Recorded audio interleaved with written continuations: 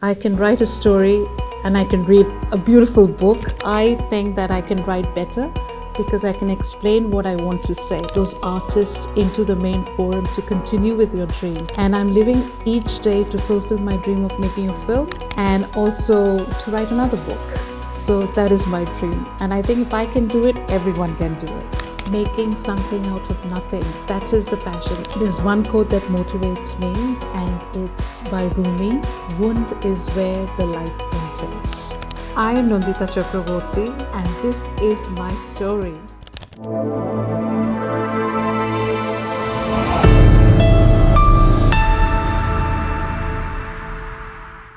Hi, I am Nandita Chakraborty, and originally from Kolkata, Delhi. And next stop and my last stop is Melbourne. And I'm also author and a budding filmmaker by profession. Explain your childhood in a nutshell, and what were you as a child? Most children will say that they used to be naughty, mischievous. Not naughty is not the right word, cheeky or mischievous. But I had a very lovely childhood, I would say. And whatever I had gained from my father and my mother, to become a child in a very protective environment. And my childhood has been up and down because we've been shifting a lot from Kolkata. We've been sent to boarding house with my sister and my brother and spent most of my time as a young adult being all alone in a corner reading books and finding that friendship. So that has been my childhood in a nutshell. Share a least favorable childhood memory. My least favorite childhood memories, like people will say a lot of stuff, but mine was to come to Delhi. And the reason because Meghalaya had its own beauty, had its own, it was very vivid. Like for me, it had all the nostalgia of to grow into a young woman. And when I came to Delhi, I think I left all the forests, the pine woods, and suddenly it was all the hustle and people were lost. So I think that would have been a little bit of a difficult adjustment, but I have nothing against the city.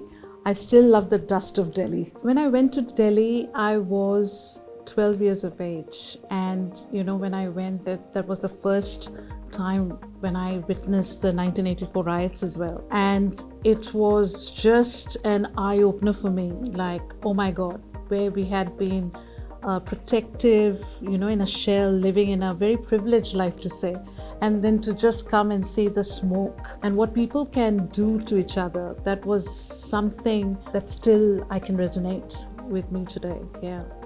When, why, and how did you move to Australia?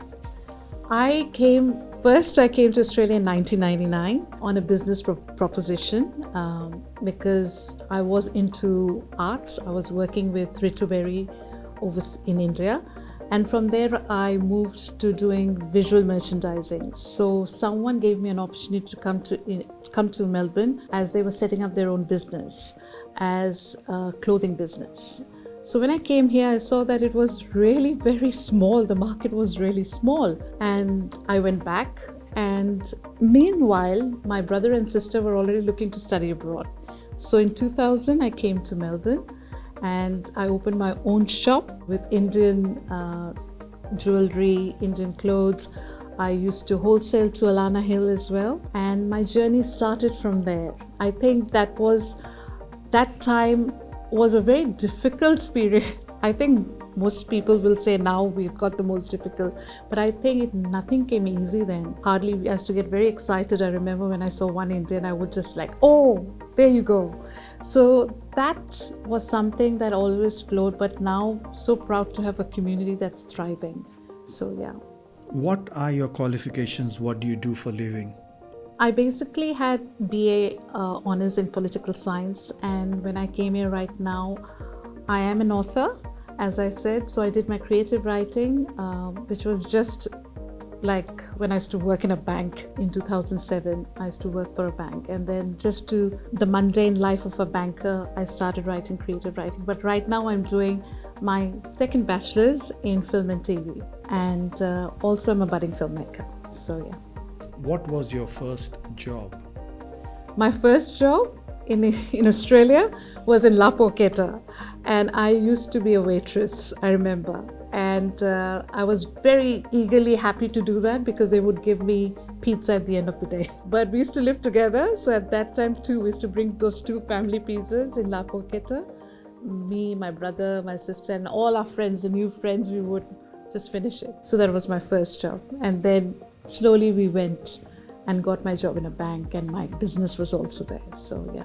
Can you share a particular difficult time in your life that inspired you to pursue a certain path? 2011, I would say 5th November, that changed my life forever. And it has been a life-changing environment for me. And the journey has been very sublime until now. So in 2011, I went for rock climbing with my friends, and I fell 40 meters during that adventure, I would say. And I have an acquired brain injury. And through that has opened doors to become as who I am today, as an accidental writer, I would say. So I had to go through a lot of therapies. I've been in therapy for 9 months after the accident. But then, when you're young, you think that no one can touch you. You're invincible. And that's what happened. I was in denial. And in 2016, I went back into therapy again. And that's where I know that I have a cognitive disability, which is invisible. And I am proactively trying to make it visible for people to talk about it more and learn what it is. And there's so many opportunities that can happen from there, because I never knew that I'll be a writer. So this has given me another or a new leash in life, I would say. Who is your inspiration? My biggest inspiration is my mother.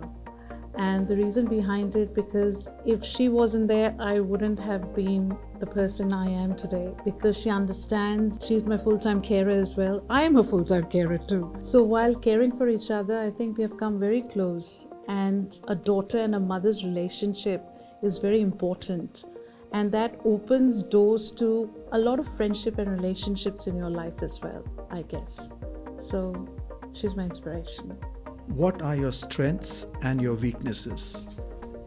My strength is I'm a good friend and I'm a good listener. And I can write a story and I can read a beautiful book, but that takes a lot of time. So I think that I can write better because I can explain what I want to say. And my weakness is communication sometimes, and also just to be in myself, to enjoy my own space. And I think I'm trying to come out of my comfort zone and start trusting in people again. So that's what I'm trying to do at the moment.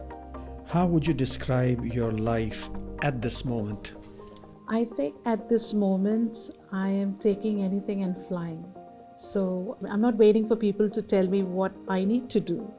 In fact, I'm grabbing every opportunity, every dream that I've dreamt, I'm trying to fulfill and be the better person and be the better version of myself and make a fulfilling life.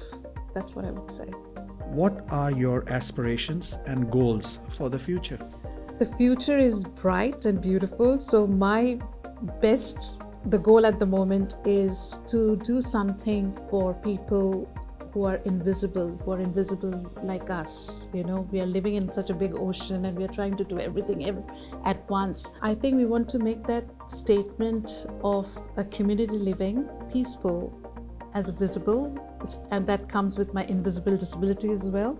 And also people who are an artist, just to tell them that that's my goal, to bring those artists into the main forum to continue with your dream. And I'm living each day to fulfill my dream of making a film and also to write another book. So that is my dream. And I think if I can do it, everyone can do it. How many books have you written so far? I've written 3 at the moment, and there's something on the boil as I speak, which I shall share very soon. What keeps you going? I think dreaming and the passion for creating something that keeps me going, and also making something out of nothing. That is the passion. And like I've always learned in my life, when I was going through that journey, when I was in the bottom, I always knew that only way is up. So that's what keeps me going. Is there a quote that motivates you? Yes, and I read it every day. And that's by Rumi. And it's a very famous quote I've used in my books as well. There's one quote that motivates me, and it's by Rumi: "Wound is where the light enters." It's basically when I was lying in the hospital bed and I didn't know what was happening with me, because I was also on the verge of being homeless as well. And then I saw the tiny light coming from the corridor of this hospital. And I was reading this book where I saw the first book of Rumi. And that quote just came just at that time. And then I said, everything is going to go well from here. So that's why it's always stuck with me. What made you start writing?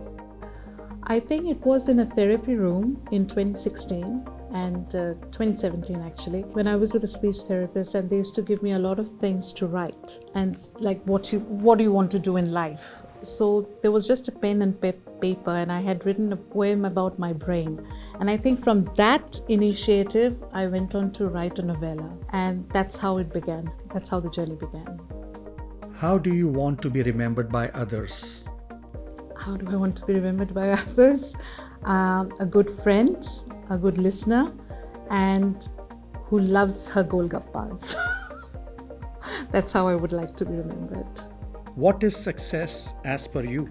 Success is about sharing and giving. And I think if you give more, it will come back to you in tenfolds. And that's what success is to me. What is happiness? Happiness is to be with my mother, and that is happiness. And to have her hand-cooked puri, that is happiness to me. How do you give back to the society? I give back, like I do some free courses for young children who wants to learn. In India, there are a lot of students who ask me about questions, about creative writing, their journey, and also with people living with disabilities as well, especially people with ABIs. I'm always there for them, and I help young budding writers, and I'm always there, no problem. You ask me at night what time, I'll be there. So that's what. If you didn't had the fall, what would you be now? Today I would still be sitting in a bank, I guess, and been working 9-to-5 job, or I would be married or had children. That I can't say, because right now is what I have is enough. So I can't think about what would have been the possibility, because I enjoy what I have now. This is Nandita Chakraborty, and you're watching Good Day India.